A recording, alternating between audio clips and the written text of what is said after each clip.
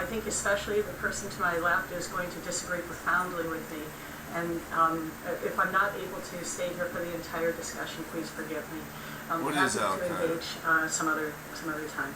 Al-Qaeda so let me begin by saying that I agree with Matt and others who have said that is the death of something bin Laden that is has the ability important. This was, after all, you know, the founder, chief inspirer, radicalizer in chief, the guy who after had so much 1600 years charisma that he was able to convince a whole lot of people to go out and kill themselves for a cause. So I don't want to minimize what the death of bin Laden is. 600 to 1200, 600 years. As with others, I don't believe that it has killed off Al-Qaeda or even that it has led to the strategic defeat of the group. Nor do I think that the Arab Spring, as it has developed, 6 to the 21st century, has led to the death of Al-Qaeda. There was a point last year when there were a lot of folks, including some that I had, that this might point out a different path, especially in places like Egypt. Since the 6th century, as it's developed, I don't think that it's led to the strategic defeat of Al-Qaeda. And this Muslims, is because I followers of the disagree Islam with faith, an accepted, settled view have not of what considered Al-Qaeda is. suicide, martyrdom. In fact, my definition of the group, mine and Until a very tiny group of extremists, 30, 40 years, have a group, and that is, I don't think it's a terrorist group at all. It was in the 1990s. I agree that in the 1990s, that was all it was able to be. It had a few hundred followers. It had these wacky dreams and fantasies about what it was going to accomplish. And it was confined to Sudan and then off to the wilds of Afghanistan, where it could do basically nothing, right? So in the 1990s, I agree, it was a terrorist group. But it always had these sort of aspirations for bigger things. And if you take a look at the captured documents that we have in our hands from our war in Afghanistan in 2001, 2002, what you see is they were spending 90% of their money on training mujahideen and on regular combat troops, and only 10% of their money on what they called special operations, that is, the attacks on the United States. So even back in the 1990s, they had aspirations, although unfulfilled aspirations, for bigger and better things. And they were spending a lot of time and most of their effort on developing those rather than on attacking the United States. And I would just also like to say right here at the beginning that one of the things that has profoundly distorted this entire discussion is our views of 9/11 and how we've made this all about us. It's not about us, really. 9/11 made us think that everything that's going on out in the world taking over the has world. the name Al-Qaeda attached to it as bad. And we were just part of the world. Wasn't. The fact that 8 times as many Muslims have been killed out in the world since 9/11 versus it's Americans about taking over should the tell world. us something about where Al-Qaeda is focusing its attention, its main effort. So I think 9/11 distorted the discussion quite a bit. That's because I think also we've misunderstood what Al-Qaeda's objectives are. All right? We believe that their main objective of Al-Qaeda core is to attack the United States, when in fact that's a means towards an end. We've confused means with objectives, which in strategic thought and strategic planning is one of the basic mistakes you can make, and which leads to all sorts of confusion about what needs to be done, the kinds of policies we need to adopt in order to take on and defeat a group. So the means were attack the United States, get the U.S. out of Muslim countries entirely. Bin Laden had this complete fantasy that was in fact disputed by a lot of the members of Al-Qaeda back in the 1990s, that the U.S. was this cowardly country that you could simply carry out a few attacks and the U.S. would run for it. But then what was he planning on doing afterwards? Well, that was the real strategic plan, because that leads to his real objectives, which I think are fourfold, and which they have expressed multiple times, not just in open statements and articles written by Al-Qaeda analysts and things like that, but also in the few captured documents that we have from Iraq that are public.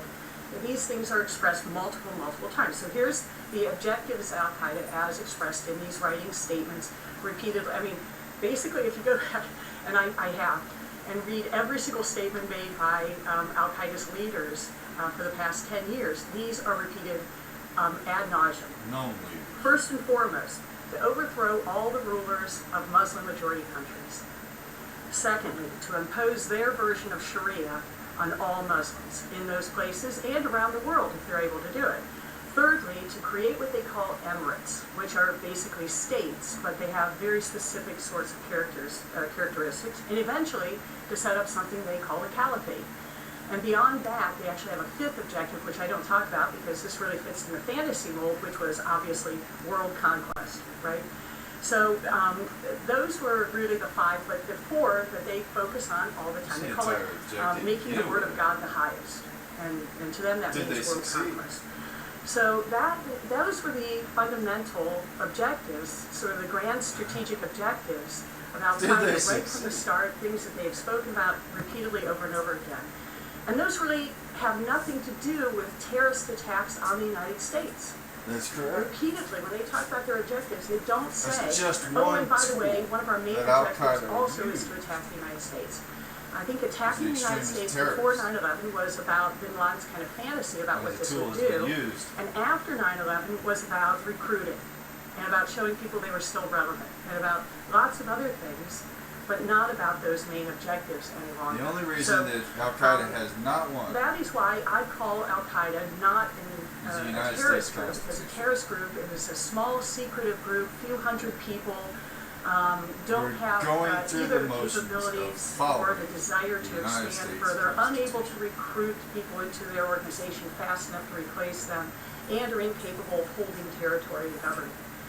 And when you look at Al-Qaeda core, you could say, well, that's certainly what's going on. But as you pointed out, the term Al-Qaeda actually means headquarters. And in fact, their first term for themselves was the High Command, something that's repeated also in these captured documents and elsewhere. The High Command of something they hoped would be bigger, and which since about 2005, 2006 has begun to live up to these aspirations of the 1990s. They set out to create what you call franchises, but they actually call branches of their organization. They believe that those branches are an integral part of the organization. They're carrying out their orders. They're not off there on their own, they believe, simply conquering territory, doing all kinds of things that they shouldn't do. At least that's what they thought until Zarqawi came along. And suddenly they couldn't just count on these guys to agree with them ideologically, to agree with them in a sort of general way about objectives, to agree with them about the strategies to go about achieving these, because Zarqawi was a huge lesson to them in what happens when you don't have tighter command and control. So before about 2005, 2006, they were slowly creating something, and then Zarqawi showed them what would happen if you allowed somebody to completely destroy your name. And since that time, I think they have kept a much tighter sort of command and control than was possible before that time. I don't think it's any coincidence about the same time that bin Laden moved into that house in Abbottabad. Because, as you pointed out, the way we knew about communications before last year that he was running things from the house by suggested that they used couriers only in order to carry their orders around, and that turned out to not be very helpful at all, especially when you send off orders as Al-Qaeda did back in 2005. They think that he was sitting in a house. No, thank you. I'm not going to do whatever you suggest. Using couriers. In 2005, they moved from this house in Abbottabad, and the early news reports from what was found in the house said, in fact, that there were fiber optic connections in the house. So to me, that answered a huge question that had been raised about my assertions that were backed up by very, very little evidence about command and control. I mean, I could see people doing what they ordered. I could see them putting out orders and people actually fulfilling them. But how precisely are you going to organize something like this on a global scale without some sort of tighter command and control? I couldn't understand how they were doing it. Although I should point out that command and control in an irregular war is a very, very different thing from command and control. In a regular war is always much looser, always have a chance for splintering of people disobeying orders and things like that, and has general strategic guidance from the high command rather than specific daily updates required and things like that. So even before I heard about Abbottabad, there was this recognition, at least by me, that we weren't talking about the kind of command and control that, for instance, the Pentagon exercises on combatant commanders around the world. In 2009, 2010, I had some really rough conversations with people in which they attacked this notion of command and control at all, and I began to change my mind because the one thing that I couldn't answer was, how is he going to do this from a cave up in northern Waziristan? And I was like, yeah, that's right. I can't imagine how you could do this from a cave in northern Waziristan. And as soon as I heard he was in Abbottabad, I was like, wow, I think I'm getting it, you know. And as soon as I heard that there were these fiber optic connections, I was like, that answers an awful lot too, because you don't have to perhaps depend entirely on some sort of courier system. There might be other methods that they could be using for this. Now, I'd like to finish by saying that I understand that making this assertion, that this is not a terrorist group, but is in fact the headquarters or high command of something that is attempting to become, or is in the process of becoming, a global insurgency, has an awful lot of policy implications, some of which are tremendously unpalatable. So, but I don't believe that you should ignore what reality is telling you because, one, you can't afford it, or two, you just don't like what reality is telling you, right?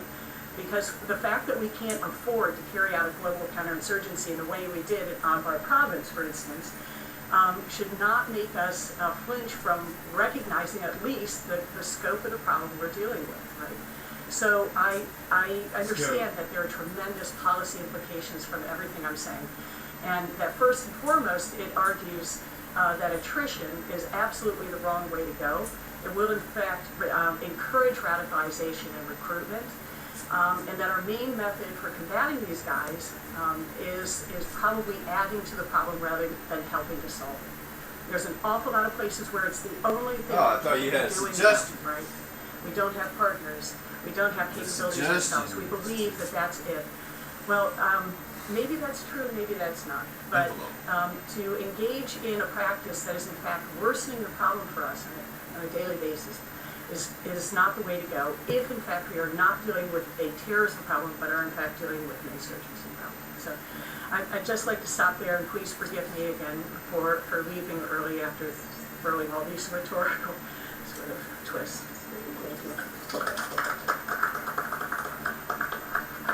Thank you very much, Mary. We'll wait a few minutes before we come back to your ticking bomb, and we're going to ask our final speaker, Dr. Thomas Lynch, who is a distinguished research fellow at the Institute for National Strategic Studies at the National Defense University, and he retired from the military after 26 years or so.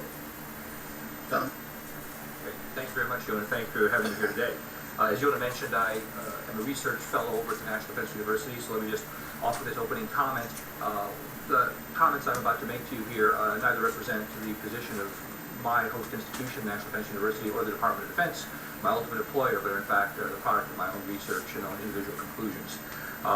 Again, delighted to be here today, and as we near the 1-year anniversary of the operation that eliminated bin Laden, I'm here to contend, perhaps not as starkly as Mary has offered about diverging with her position, but I'm here to contend to you that rather than overestimating the death of bin Laden, we still underestimate and underappreciate the degree to which bin Laden's death has really clarified and made more understandable what, here's what I do disagree with Mary, what is not a global insurgency, but rather has been a radical ideology that has prospered under the leadership of a core and unique organization which tried to bring life to 5 separate dimensions of that particular diverse ideology, and has attempted to get its arms around and try to channel it in the direction of the aims that Mary so eloquently pointed out here.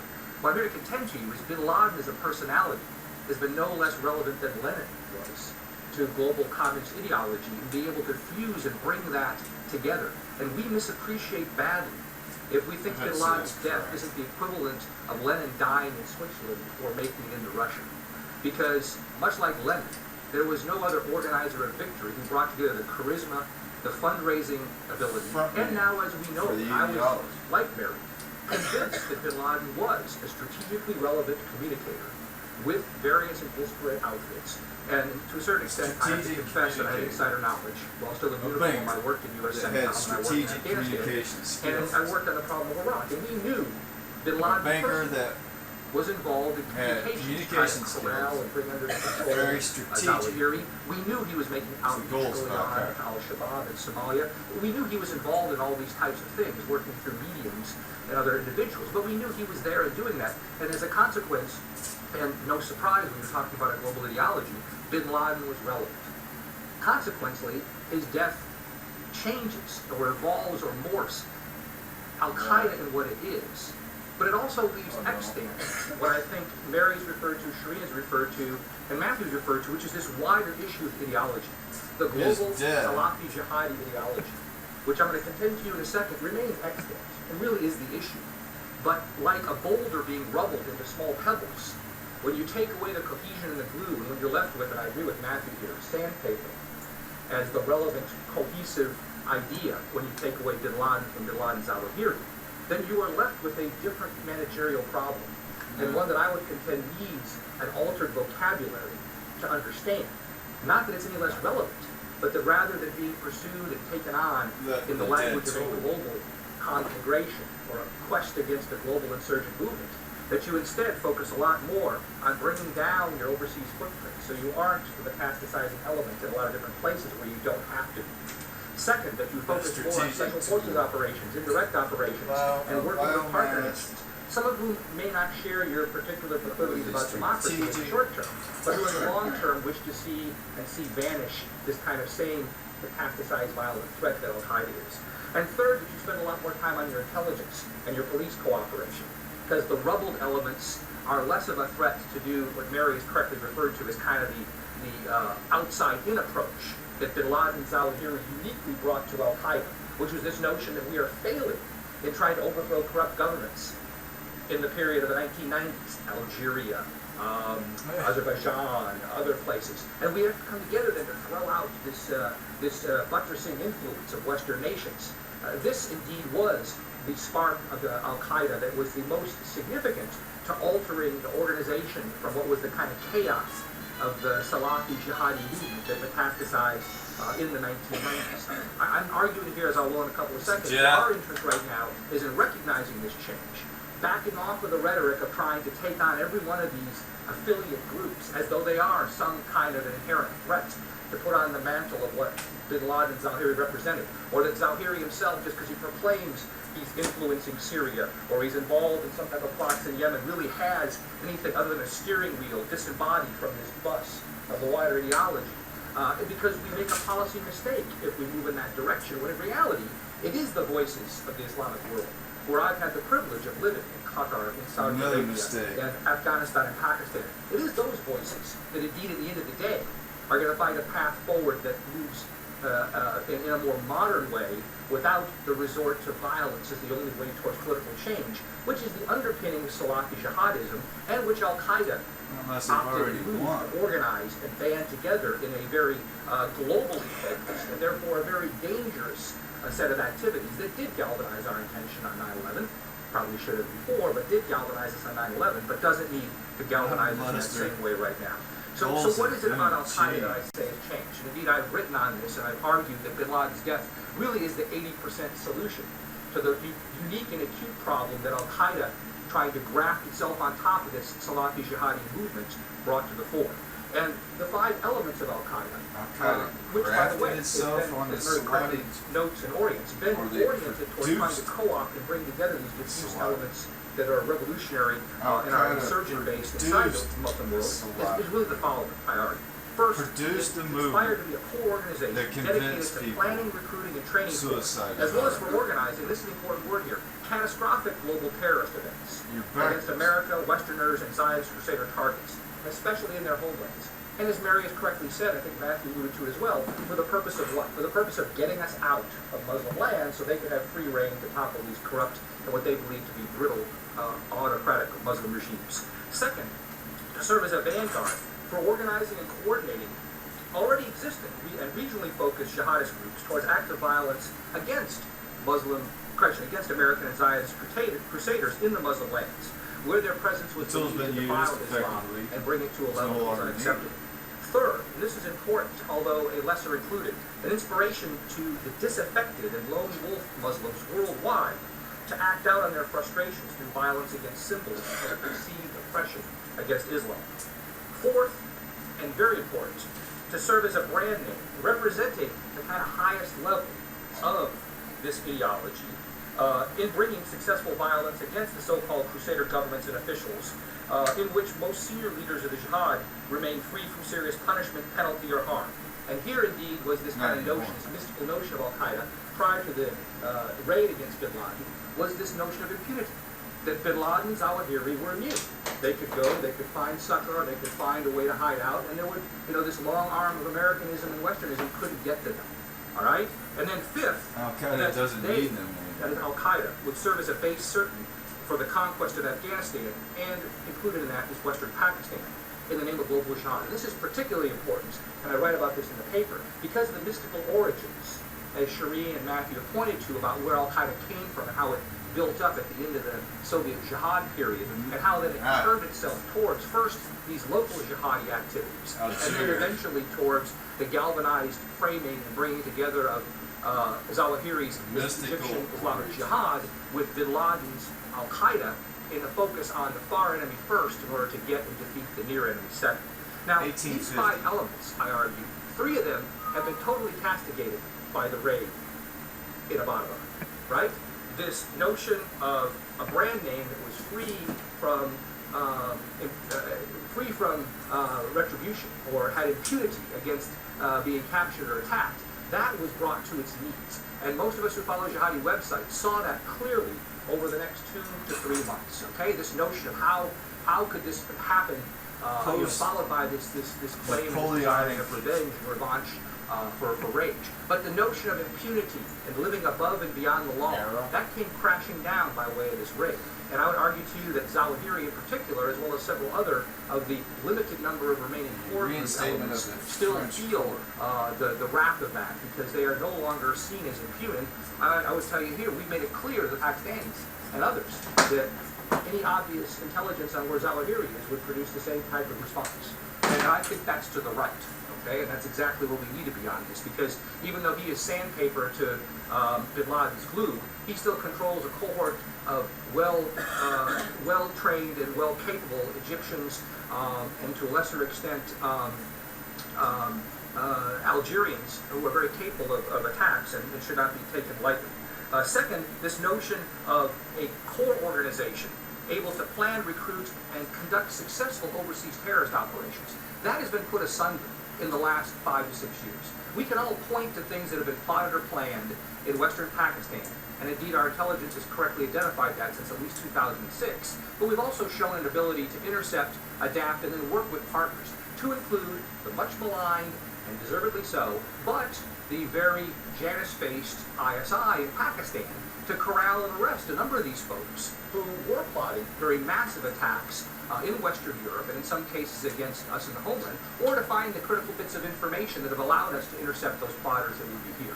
And so Al-Qaeda as a core organization, I would argue to you, no longer has that kind of cachet or that kind of capability.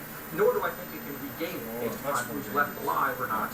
And the monograph I published in February kind of lists those who are left out there. Why are you, other than Zawahiri, have limited capability to reorganize this kind of a group. And finally, this notion of a base for certain conquest in Afghanistan is dashed. And there I argue particularly that the relationship between bin Laden and Mullah Omar and the Haqqani group was really a personal relationship. And I think we're starting to see a little more nuggets of that coming out now with people releasing from Abbottabad.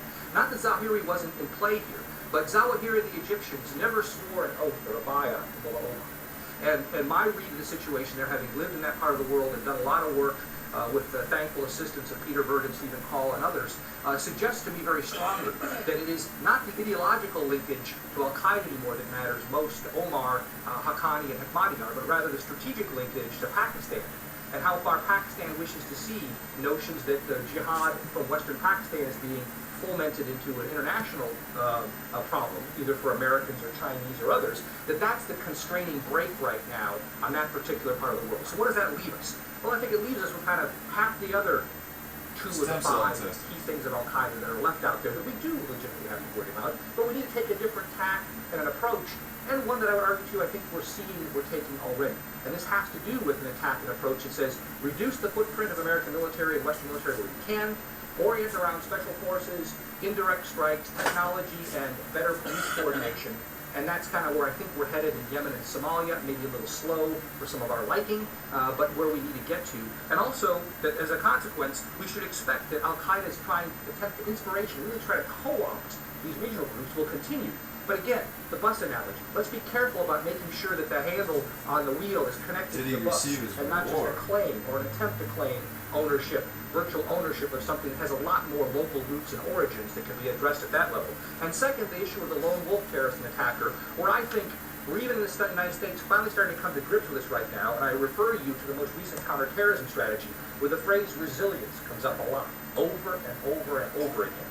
And that has to do with the fact that, you know, no matter how good we are in counterterrorism activities, we're never going to do away with the lone wolf, or the inspired individual that shows up regrettably at the recruiting station, okay, or with a claim of self-professed internet activity that you know, is located on a Quaeda website, you know, one of the several 100,000 that are out there that claim they're affiliated and go off and do something negative. They're harder to get to, but they're less catastrophic in their effect and their orientation. And I think it's time that we, you know, followed the mantra of resilience and looked at our own capabilities and said we've got more than enough ability to handle these types of things through local law enforcement, so long as we keep connected with these parts of the world where these folks are likely to be over the next couple of years. And so the prescription is not to overemphasize or hyperinflate the degree to which Al-Qaeda brings together a dangerous, but not a globally catastrophically dangerous Salafi jihadi movement. All right, and to recognize that Al-Qaeda's uniqueness historically was its attempt to bring that together, and that made it conspicuously dangerous. Bin Laden's death has dramatically reduced that danger, and our policy, I argue, needs to reflect that going forward. Thank you. Thank you very much, Tom. In honor of our speakers, I would like to develop some sort of discussion, especially because I know that Marion Matt have to leave for your teaching. Okay, are there any questions now at this point? And would you kindly come to the mic over there?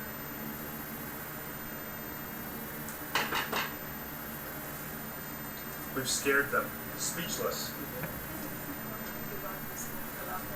Yeah, you can, obviously, if the members of the panel want to make a statement or ask a question or comment. Somebody, yes, Melvin? Sort of Milton Honig. I have a very general question. What you've said have to do with the concern over a rise in domestic terrorism, and terrorism perhaps is inspired by the ideals of Al-Qaeda, even after the death of bin Laden. What is your feeling about the importance of a concern over domestic terrorism? One speaker emphasized it strongly. What is the panel's concern on that? Global jihad.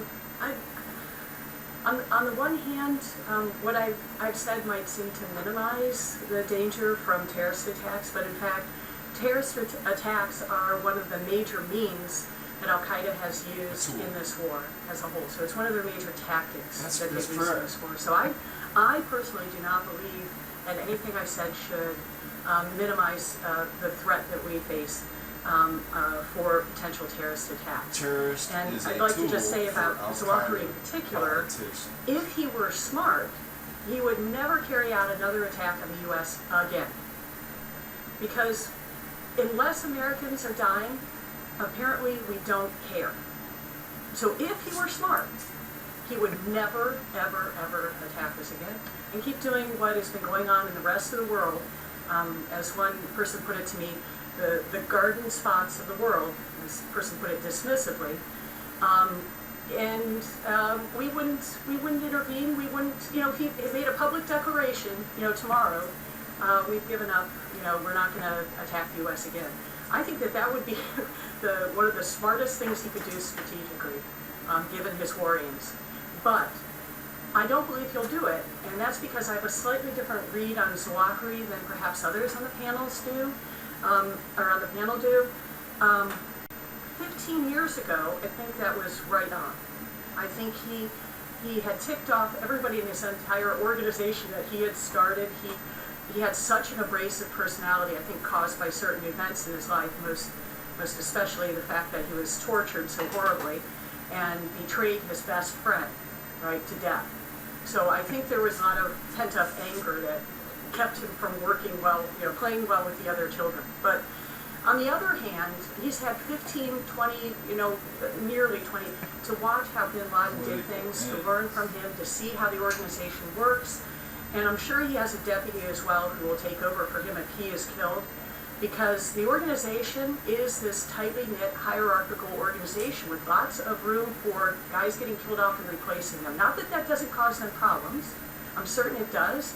But a lot of people expected the entire al-Qaeda core to collapse and the whole worldwide thing to collapse after the death of bin Laden, and that didn't happen. There were 40 days of silence because that's the mourning period, and then he was announced as the next head, and things just went on. But on the other hand, I said that I don't think he'll be able to give up attacking the United States, even though his strategic focus seems to be Egypt and Levant and exploiting the Arab Spring in particular from everything he's saying. But he is also extremely angry at the United States. And I think his attack on the U.S. won't be about chasing the U.S. out of our lands, or won't be about fundraising per se. In fact, I don't think it'll have a rational basis at all. I think it'll be pure revenge. Because it was the U.S. that killed his wife and his kids, and I don't think he's ever forgotten that, any more than he's forgotten that he was tortured by the Egyptian government and betrayed his best friend. So I do worry about attacks on the U.S., but I don't see them as having the kind of tight sort of strategic aims that bin Laden's 9/11 attack, for instance, had, that went after economic, military, and political centers. I believe it'll be a sort of, I want revenge, and he's going to do it regardless, I think, of whether it's to the benefit of the group or not. Yeah, I think that part of that is irrelevant in that the attacks in the United States could come from al-Qaeda core, it could be driven by al-Qaeda core. And I do think there's something to be said for the fact the al-Qaeda core today has less of a capability to do the spectacular than it once did, though there are still very capable people out there, Shukri Juma and others, people who know the United States, who are certainly trying to carry out attacks. But I think the larger thing, to get to the question, which was about the homegrown violent extremist threat, is that the most likely threats we're going to have here in the United States aren't going to come from al-Qaeda core. They're not going to be al-Qaeda per se at all, other than from the big idea. I think that operationally what that means is, it's not that we won't have at least attempts on spectacular attacks, whether it's from al-Qaeda core, al-Qaeda in the Arabian Peninsula, the franchises, you'll still have that. But what's much more likely is, and likely to be more frequent, is smaller scale attacks by homegrown violent extremists or other wannabes. Some of them may have ties back, as the Times Square bomber did, back to Pakistan, and others may not.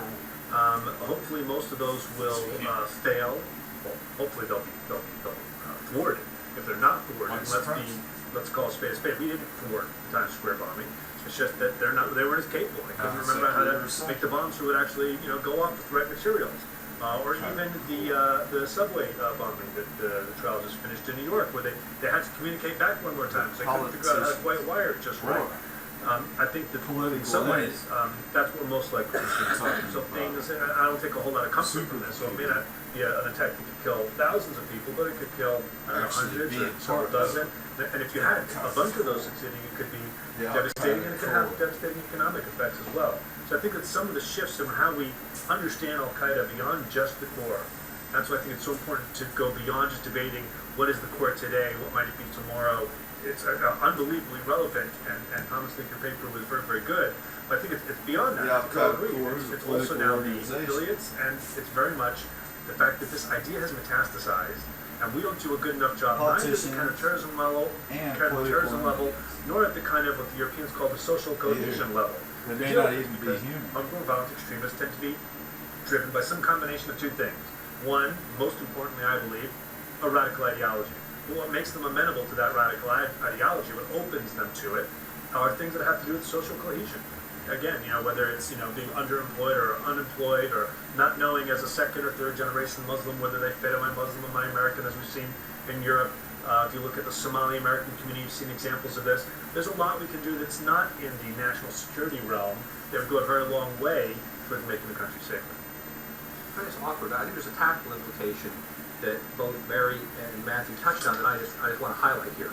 And that is the feature of the Corps in terms of being able to provide this cadre of very capable bomb makers and trainers and rehearsers. And Matthew's point about, the failure of Fazal Shahzad in the New York Times to have the bomb go off is indicative of the fact that he was, a Boy Scout camper in the Fatah. He didn't have a lot of training or a lot of outreach. The fact that Farouk Ahmoud, couldn't get his underwear to go off in the airplane means that he didn't have a lot of training, okay? Christine Fair and Dan Byman called these guys, tongue-in-cheek, referring to them as nitwits. But also, 7-7, the difference between 7-7 North London and 721 South London was, we believe, the absence of a last-minute visit by a capable bomb maker from Western Fatah that caused the bombs to not go off in the South London subway strike that did in the strike in the northern parts of London 2 weeks before. So there is something to a core of everything manifestation either be of Al-Qaeda comical, core. Mildly tragic, into hugely tragic, that we have to be careful to not misunderstand as an important degradation of the core. Now, that doesn't mean that it can't resurface elsewhere. But my point is, if we instead focus on how those pathways exist when you don't have capable training camps and people working with impunity, and how you then look internet and other places to find the disgruntled or something want to change their name to Islam, and then the next day show up at a recruiting station with a rifle, which, by the way, seems to be where most franchisee groups that plot to attack the West want to go right now. They want to go with the weapon, they want to go with the Mumbai-style attack. And I think we need to give our law enforcement some credit for being able to track that and already know where they're headed in that direction. That doesn't mean complacency, but it means those kinds of attacks, I think, to answer your question in another dimension, those are the ones we should fear a little more right now, because they require less of this high-tech, high-capable, high-ability to get in with a management and a training perspective that Al-Qaeda core brought, but that a lot of these other groups really don't. The Al-Qaeda core. We're not exactly into that, more in terms of, the long-term thing. I will, first of all, if I may say about Bin Laden's great, every single person since the death of the Prophet Muhammad has wanted to have the Islamic Khilafah. Wanting something does not necessarily mean that they can do it. Hizb ut-Tahrir wants to have Islamic Khilafah, Jundul Khalifa wants the Islamic Khilafah, but you have to be realistic. You cannot just say that a list of the as something of a strategy, and then say that this is a global insurgency. I'm sorry to say that, because that is only that. That is a list of desideratum. Now, there never is going to happen within the Muslim world that, first of all, you have to realize this. History is important. We unfortunately ignore history at our own peril, including recent history. The other thing that is important, we just don't want to see some contradictions in our own policies in the region. We have a relationship with a country that has played us like a fiddle now for 35 years. And that name of that Pakistan is Pakistan. We just don't want to see the facts about Pakistan for a variety of reasons that I don't want to go into that, including the fact that we basically made ourselves a hostage of Pakistan because of our own Afghan policy. And if you have only one route and the other route has to come from Uzbekistan or from, God knows, at the Russian courtesy in Manas, then you obviously Pakistan is going to do whatever you want to do. I'm sorry to say that. The other thing that actually seems that we don't want to understand about the Salafi movement is Saudi Arabia. I'm sorry. Salafism is another word for Wahhabism. This is what it is. And it started since the 1960s. And as long as we don't understand that, even today, I just give this thing that is American published, that the lawyers find that the Saudis helped Al-Qaeda. And this has been no shakam. These are the 9/11 victims saying that. And there was a change in 1960. terrorist groups in Latin America, They're that trying doesn't to exist. profit. This is something that we have to say. We are failing American See, people when if was we the don't transistor? realize some of this thing. So, Khalifat and all this stuff is just that. It's a pipe dream. The problem is that Muslim community is never going to be, one of the things that it is dangerous right now, and I will go to that, and it is getting more and more dangerous, is the intensification of sectarian and regional conflicts. We are making even a country, Turkey, Erdogan is going to pay a heavy price for his ambitions. Instead of zero problems, he has now problems with just about everybody. So what I'm saying is that all of those things I agree 100%. And I am no expert on that. We have to follow the Somali disenchanted, the Pakistani, whoever it is, we have to the level of grand strategy. We have to be a little bit honest with ourselves. That how we have been shooting ourselves in the foot. We keep saying that Taliban and Al-Qaeda don't have any relationship. Whoever believes in that believes the truth fairy. I'm sorry. And I'm going to say to you, the Brooklyn Bridge. I will shut up, Pomona, but I was invited for that because that's the only thing I can contribute to the regional context. Don't go away. No, I'm not going away, but I give a chance to others. Sorry, Just one point of clarification. You're right.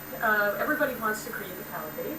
And this is an aspiration. Except me. All these groups, these extremist groups want to create the caliphate. And it's a question of aspiration. Well, that's the reason why they're right? succumbing So to the Al-Qaeda. Hizb ut-Tahrir is a great example because they attempted to carry out military coups in a lot of different countries and they all failed miserably. Absolutely.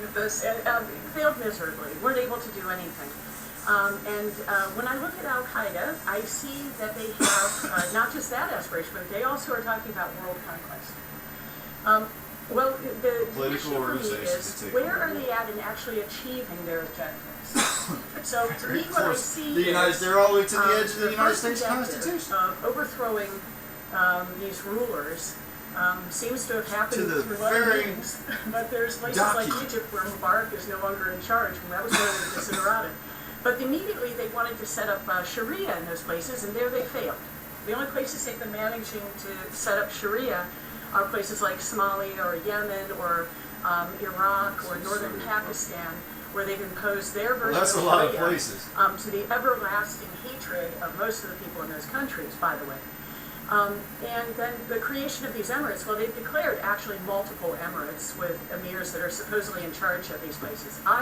I believe that the correct metric for measuring whether they're successful in these areas or not has to do. 10 people created an Proposed ideas a village in Gaza.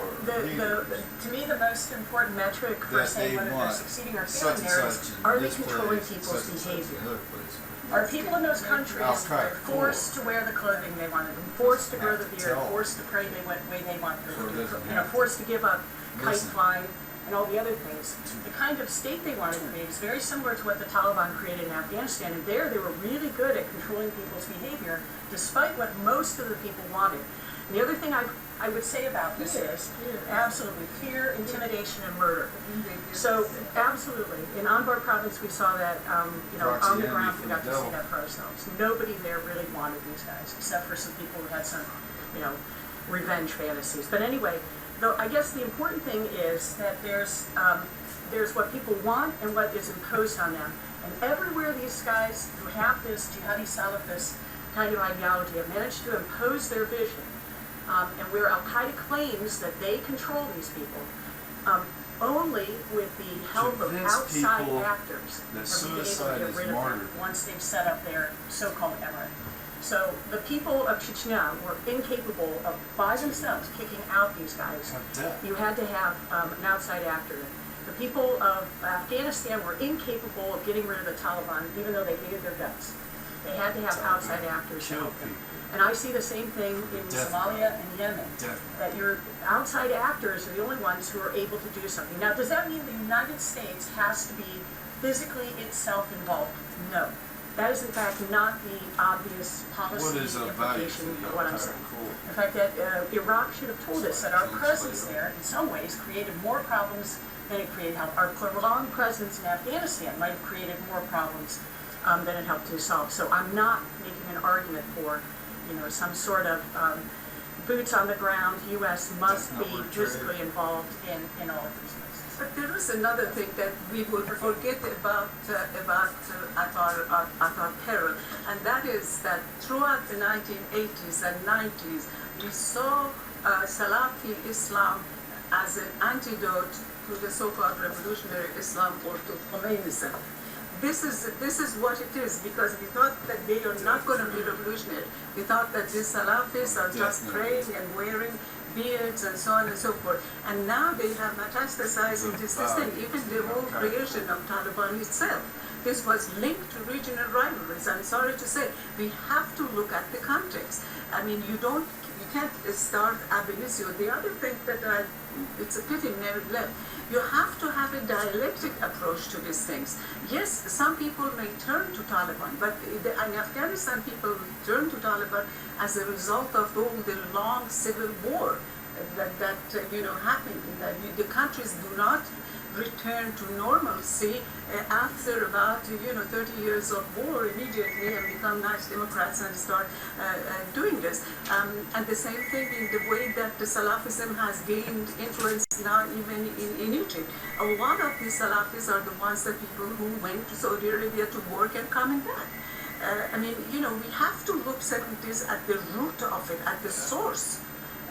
And this, unfortunately, is the source. And the other thing is that anywhere that state power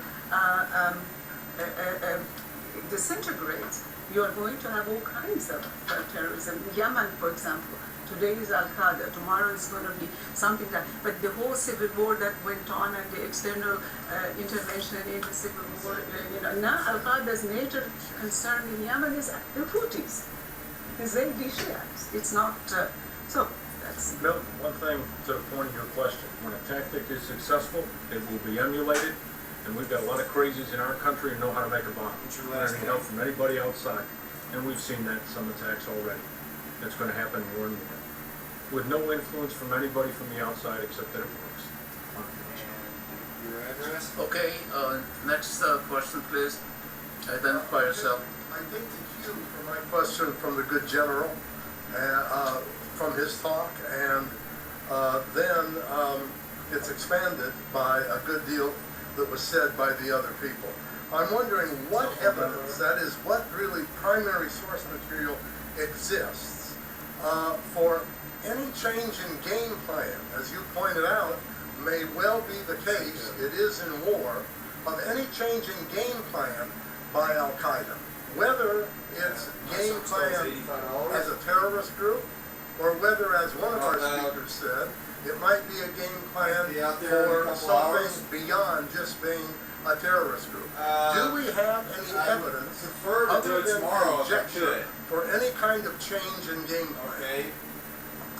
How about tomorrow around 3 o'clock? Well, let me just offer that, Thank you. I too am sorry that Mary's left, and Matthew would probably be able to add a lot to this as well, beyond what I can. But yes, we do. We have evidence that Al-Qaeda is a thinking and promulgating organization. It thinks and promulgates through a couple primary media. One is its base website called Al-Fajr. And then it also has a newspaper that promulgates messages and information in. And predominantly, we get the tone and the tenure of where Al-Qaeda's core believes it's headed from the releases and the pronouncements by now Zawahiri himself, or those that are listed in Al-Qaeda as the heads of internal or external operations for the different functionaries. So for many years, you had one or more of the Libyans promulgating basic doctrine, and Yahya al-Libi, who's since deceased, and Masri al-Libi, who's also since deceased, So they get their time in the air, and then they get their time with the drones, and then somebody else steps in. So that's kind of where we hear and see. So we've seen the tacting change here. We've seen them want to reach out and aspire to what I call co-opt, others call franchise, but to co-opt some of these local level initiative groups. And I would argue to you that that's important in both ways. for the local level groups, it's been important, although we need to watch carefully to see if the importance still resonates after bin Laden's death. It's important for the same way the Comintern was important for people like the revolutionaries in Vietnam or the revolutionaries in other parts of the world, because it was a signal for fundraising. Okay, a signal to these very places Shireen's talking about that tend to give to charities, and the charities are under-regulated or over-focused on liberating and more Sharia law, and then those funds and charity information pieces tend to find their way to these groups. And so I think that's an important part of the signaling and the affiliation. But it's also the other way, where the groups announce and speculate. Zawahiri does, or one of the Al-Ribis, or one of the Al-Masris, who are the other, kind of pronouncers on these different websites, about what it is they expect or want, and how they want to manage the message about Egypt, or about Palestine, or now about Syria. And clearly Zawahiri wants to send the message right now that Syria is the place for the Mujahideen to congregate. As Shireen has said, he, much more than bin Laden, because bin Laden tactically did not want to take on the Shia until after they dealt with the outside infidels. And the logic here was the Shia are smaller. They are at our beck and call and mercy once we organize, the Ummah, the faithful, on the Sunni side. But now, and this is an interesting tact, okay, Zawahiri, the way I read him, is asking for much more to exploit the sectarian violence against the Alawite in Syria. And that's important, because as Shireen indicates, that does play into another broadening theme in the wider Middle East, which is this Shia-Sunni split, which is anchored on Riyadh and Tehran hostilities over the nuclear weapons, but also over this belief in Riyadh that the last decade has unfairly advantaged Tehran, and that we Americans have helped facilitate some of that by turning Iraq over to the Shia and doing several other things. And so this is all playing out here as well. So this is the interesting tactical shift that we see here. We talk about tactics though, okay? Tactics don't belie strategy. Here Mary's point applies. To the extent Al-Qaeda matters, it matters for what its overall aspirations are. And if it's not an aspiration for an overall caliphate and an aspiration that says only violence can bring change, then you've not got Al-Qaeda. You've got something that, back in the days of Marx was analogous to trade unionists or social democrats, okay? But that takes time. That takes 100 to 150 years to fully develop, through a political process. But if we get to the point where all unless you have new social technology, want to do is talk about how they are influencing the Brotherhood in parliament in Egypt, or they're trying to get a new parliamentary majority in Syria, I think that ideological battle is just about won, okay? Because then that means the voices of the people, speaking through guys who may have been revolutionaries at one time but are now in a political process, that's what's will out, okay? So Al-Qaeda in that analogy is still, to me, the Bolsheviks, all right? And they can't do without the oxygen of violence. So watch them for those claims and statements. That's truly where they're trying to find footing, because they've lost a lot of footing there in the last decade as people have had alternatives in the greater Middle East and as other voices have arisen. Yeah, Tom, if I could, I touched on it a couple times. I think for a game changer, watch the money. It's not about money, it's all about money, it's always about money. It's what's going to drive them and give them a capability. I think recently, and I can say this in a general sense, I don't have anything to back it up, I think we've realized that, and Matt, from his background in the Treasury, could probably speak to this far better. We've started to employ those tools to go after some things, and when you take their legs out and add a cord, ideas are important, religious beliefs are important, but if you don't have the capability to do it, you're going to fall flat on your face. And the sooner I think we can go down that line and employ gangsters of capitalism in this fight a little bit more, I think the better off we're going to be. If I may respond, Norton, to you as an academic, I hope you will have an opportunity to look at this book just published, and precisely because of your question, we provided selected Al-Qaeda electronic political communication persuasion. As you know, the general can defeat an army, but the general cannot defeat the mind of the peasants. And this is what we have to deal with. It's both continuity and change. General Gray, would you like to ask a question or make a comment? This is all been very You would have to use the mic over there. Or this mic, yeah. It's all been certainly been very, very interesting and most enlightening. It's always really good to hear what academia and other experts from several disciplines have to say about this topic. I was wondering, though, as I listened to all this, all right, what do we do now? It seems to me that one thing that was not discussed at all is how do we get the media on board with our intent? One way, of course, would be to really come up with an intent.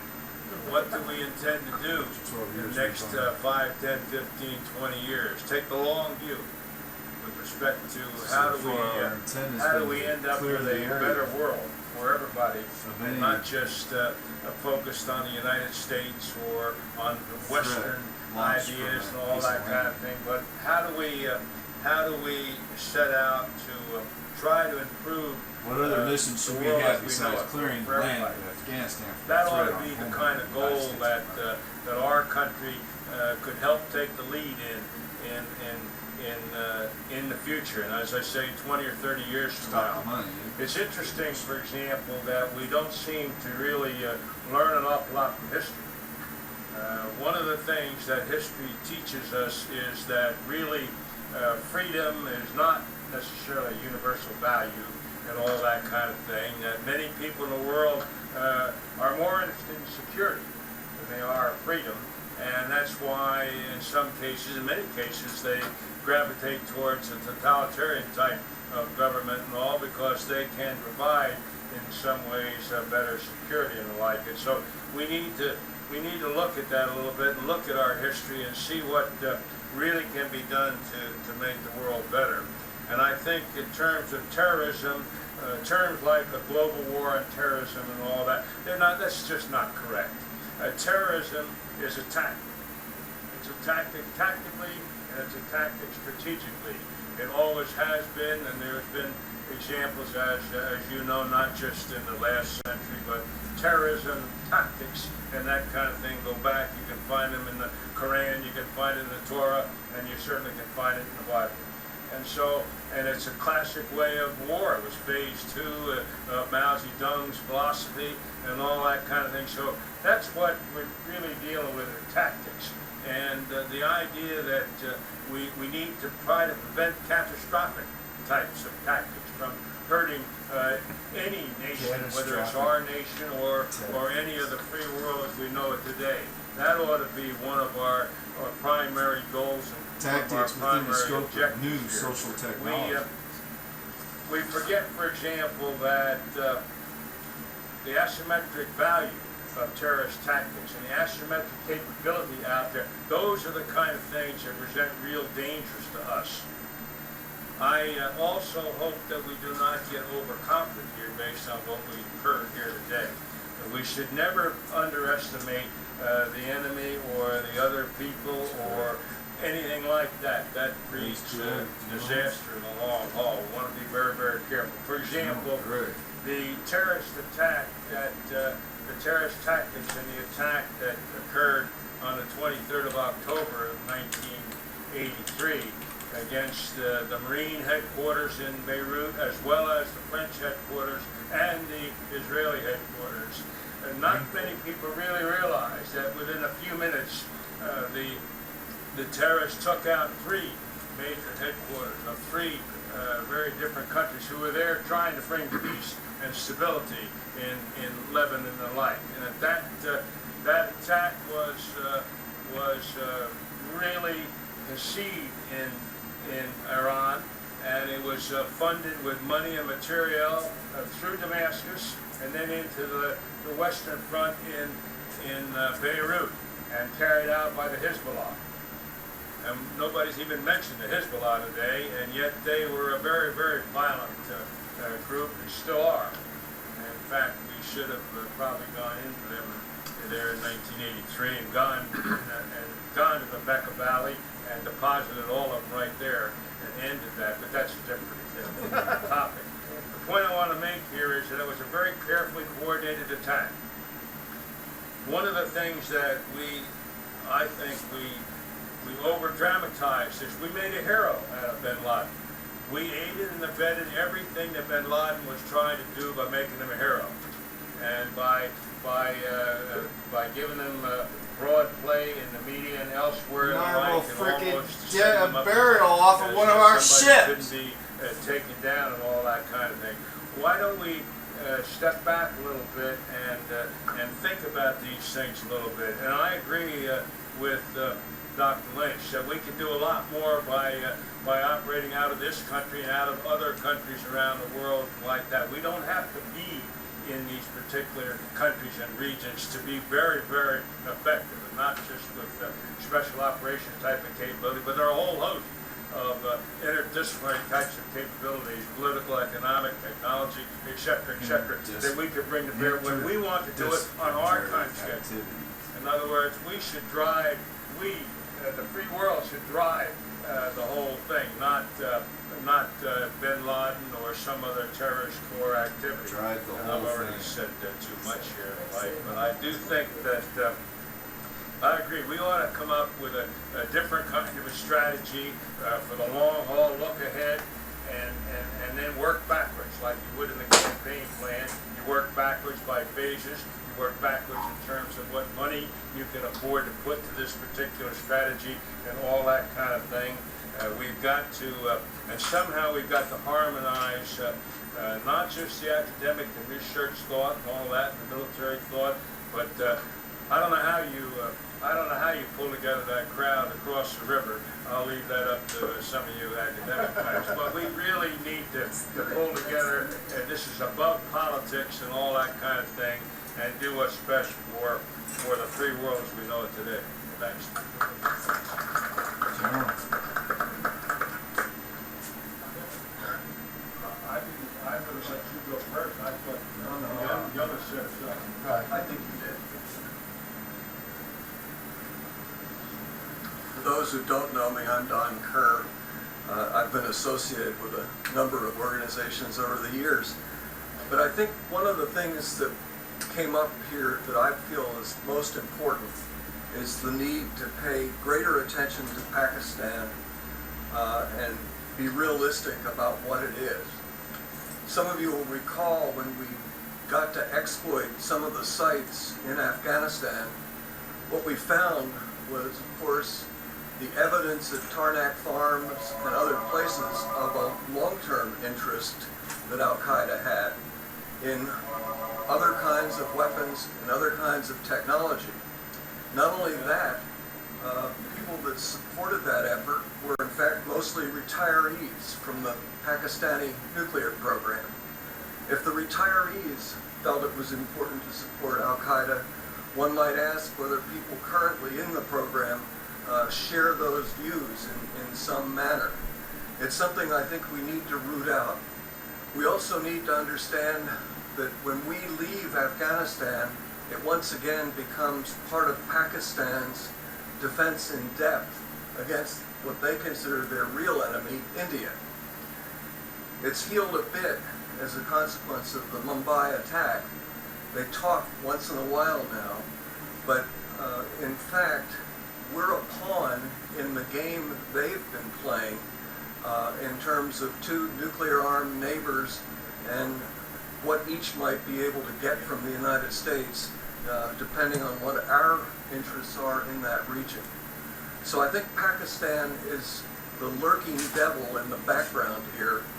It's the place where more technology would be available to Al-Qaeda and those who would emulate them, and it's very poorly controlled. It's as close to being a failed state while still remaining a state as any we must deal with. So I just leave you with that thought.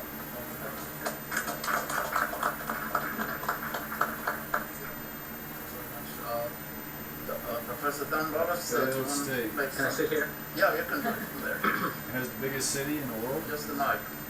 Can you hear me? I'm sort of overwhelmed by how much I've heard. I think I'm a civilian and I respect generals. I think General Gray put it well. You know, the title of this program is Al-Qaeda, Quo Vadis, and really the issue is sort of American thinking borders. In other words, really the challenge is to us. I have a friend sitting in the back of the room, Nick Rostow, who's a colleague of Mr. Lynch, and he used the term grand strategy, as did Shireen Hunter, as has Brzezinski. I think we have to have a grand strategy.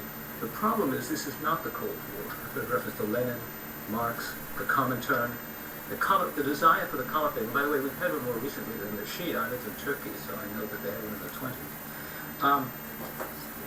I think we have to somewhat disenthrall ourselves from Cold War thinking. And what's interesting is there's so much knowledge. I really was overwhelmed today by all of my neighbors, how much they know, and yet Shireen Hunter said, we don't know enough about countries and their histories. So how do you take this objective requirement, the United States think big? The Brits talked about the great game. Is it a great game or is it a lot of little games? And I think that is the nature of the challenge. We had a very good program here on Nigeria. It was referred to before, and it was interesting to listen. You have the terrorists, I can't remember the name, something Haram. Then there is some of Al-Qaeda there, and of course there are going to be lone actors there as well.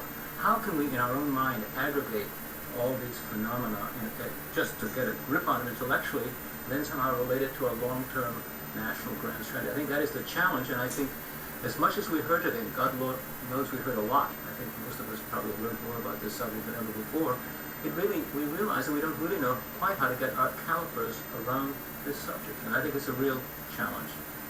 I know Shireen Hunter is old enough to just suggest realizing the immensity of the scope. Somehow looking at this. I don't have the answer. I'm not, military strategist, and I'm more of a regionalist, but, I have been doing this a lot, and I have maybe the advantage of being from the region myself. The greater. So I can kind of understand sometimes some of the things. One of the things that I don't think we have come to terms with, I don't think in the world generally, is that the collapse of the Soviet Union has just changed the world. In the old days when you had a absolutely dominant paradigm, you could have, even during the Cold War, I remember one of the books that I read as a graduate student in England was called, Nations in Alliance. And one of the things is that the great powers generally want alliances in order to achieve their broad gains, whereas the local states want alliances with the great powers to help them in their local little gains. Now, this asymmetry that exists between a great power and the local powers has become so much more pronounced and strengthened since the collapse of the Soviet Union. And I am sorry to say that I don't think that our, even academic community, but our definitely policy community, at least of what I'm sure they know it, maybe in their private deliberations, but openly, for example, we don't seem to understand quite well that our interests and Pakistan's interests and Afghanistan are not the same.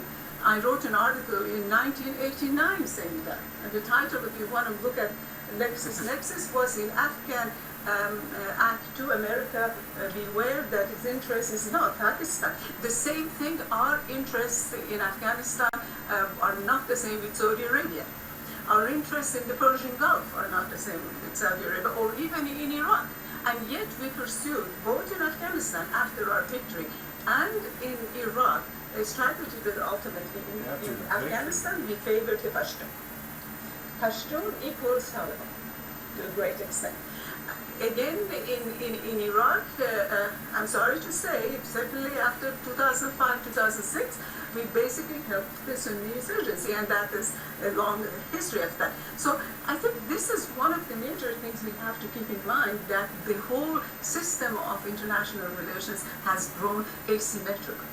The other thing is that, frankly, I am going to say, this is the last time I'm going to say, but I have an opportunity with important people. Our policy towards Iran has distorted our entire policy in the Middle East and Central Asia. You cannot go around Iran. We have, whether it was the dual containment, whether it was to help to create the Taliban, a major rationale behind it was to contain Iran. And we have made of Iran a Soviet Union that is not a Soviet Union. It's a crummy little country with really rickety stuff that has a big mouth, much louder than what they have. So if we want to manage this region, we have to have a holistic approach. And I'm done. A holistic approach. Manage the region. Closing word or two, and then I'd like to thank you all for A coming. holistic approach. First, if I might say it, the legacy, make a comment or two about the potential legacy of holistic Al-Qaeda, approach would be if it is dead or dying, and hopefully will Include fade them away. in the envelope of the world. In the light of who we, the Potomac Institute, are and what we do. We're a science and technology policy think tank where we look at the impacts of science and technology on our society. The impacts in regards to terrorism, I'd like to sum up as a final word today's conference. Terrorism, as many have said here today, particularly General Gray, terrorism has been around almost since the beginning of mankind. The ability of a few to terrorize many by killing them publicly has been a tactic that's been used by many, many people.